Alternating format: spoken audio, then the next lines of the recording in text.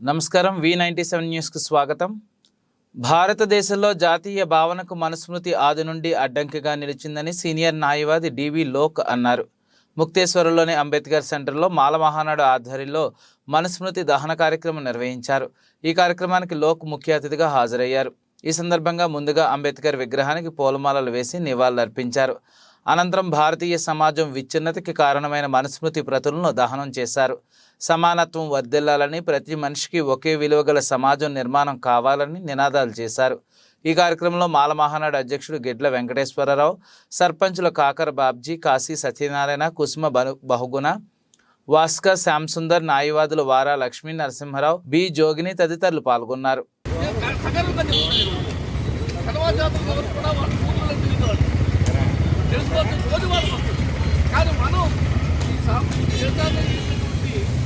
ఆది భారతీయులు కాబట్టి ఆది భారతీయులుగా మనం అనుభవించినటువంటి బాధలను బట్టి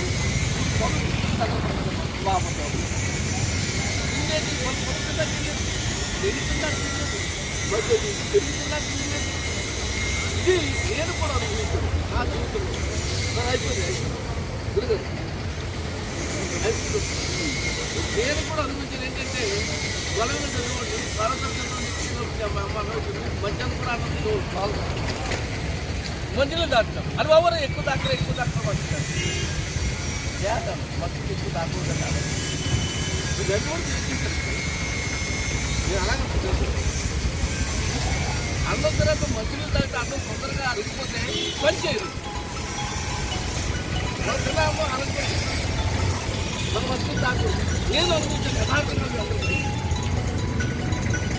మా అమ్మ నన్ను మంచిలో తాగుతుంది. మంచిలో తాగుతుంది.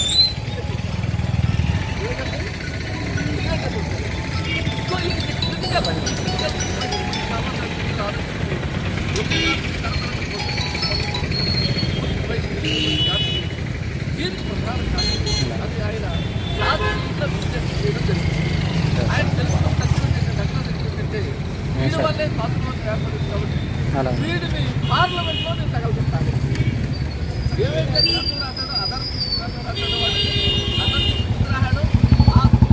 పార్లమెంట్లో ఎంపీలు ఎదుర, ప్రెసిడెంట్ ఎదుర, ప్రధానమంత్రి ఎదుర, స్పీకర్ ఎదుర, అందరూ ఎంపీలు ఎదుర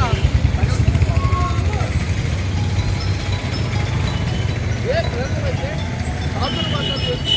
భారతీయులకు ఐక్యత లేకుండా, భారతీయ ఐక్యత సమగ్రతకు సౌకర్యం ఆటంకపడుతుంది.